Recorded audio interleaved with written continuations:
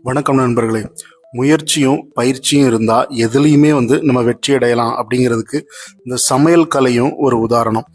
நல்ல டிஷ்ஷை எனக்கு சாப்பிட மட்டும்தான் தெரியும், சமைக்கவே தெரியாது அப்படின்னு சொல்கிறது ஒரு சிறுபிள்ளைத்தனமான ஒரு விஷயம். இப்போ ஒரு வளர்ந்த நாடுகளெல்லாம் எடுத்துக்கிட்டோன்னா America, Africa, north Africa, European countries, western கண்ட்ரீஸில் எல்லாமே எல்லோருமே நல்லா சமைக்கவும் தெரியும். இப்போ ஒரு டிஷ் நமக்கு சாப்பிட தெரியும் அப்படின்னா அந்த டிஷ்ஷையும் அவங்களுக்கு சமைக்க கூட தெரியும். எந்த அளவுக்கு எவ்வளோ குவான்டிட்டியில் எவ்வளோ இன்க்ரீடியன்ட் போட்டு சமைக்கலாம் அப்படிங்கிற விஷயம் அவங்களுக்கு தெரியும். ஆனால் நமக்கு வெறும் சாப்பிட மட்டும்தான் எனக்கு தெரியும், எனக்கு அதை சமைக்கலாம் மாட்டேன், அது பக்கமே போக மாட்டேன் அப்படிங்கிற ஒரு சூழலில் இருக்கிறோம்.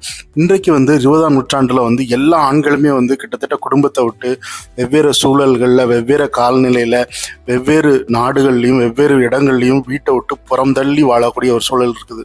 அந்த நேரத்தில் பெரும்பாலும் நம்ம கடைகள்லையும் அங்கேயும் இங்கேயும் சாப்பிட்டு வயிற்றை கெடுத்துக்கிறத விட நம்மளாவே ஒரு சில டிஷ்களை நம்ம செய்ய கற்றுக்கிடணுங்க. எந்த வயதுக்கு ஒரு வயது தடையே இல்லை.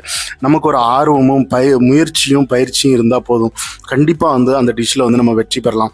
இப்போ உதாரணத்துக்கு எனக்கு ரொம்ப பிடிச்சமான டிஷ் பிரியாணி. இந்த பிரியாணியை எங்கெல்லாம் பார்க்கணும், ரொம்ப மோகமாக இருக்கும் எனக்கு, அது எப்படியாவது சாப்பிட்றணும் அப்படின்னு சொல்லி. ஆனால் நான் வாங்கி சாப்பிட்றவும் செஞ்சிடறோம். ஒரு காலத்தில் பைசாலாம் வந்துருச்சு.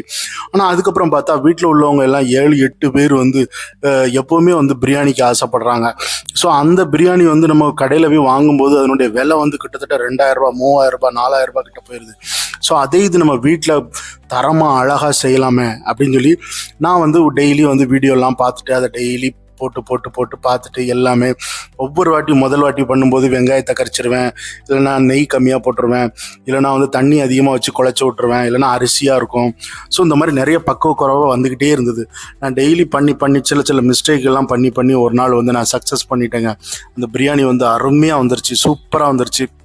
இன்றைக்கி இந்த பிரியாணி போடுறதுல நான் ஒரு பெஸ்ட்டாக இருக்கிறேன். எனக்கு இன்றைக்கி பிரியாணி போடுறதுங்கிறது மூளை மட்டும் இல்லை, என்னோட எண்ணம் அன்னிச்சை செயலாக அது மாறிடுச்சு.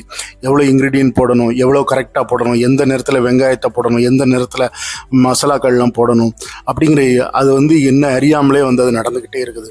ஸோ இப்போ பிரியாணி பண்ணுறதுங்கிறது ஒரு கஷ்டமான விஷயம் இல்லை, ஸ்ட்ரெஸ்ஃபுல்லான விஷயம் கிடையாது, ரொம்ப ஜாய்ஃபுல்லான அருமையான ஒரு விஷயமாக மாறிடுச்சு.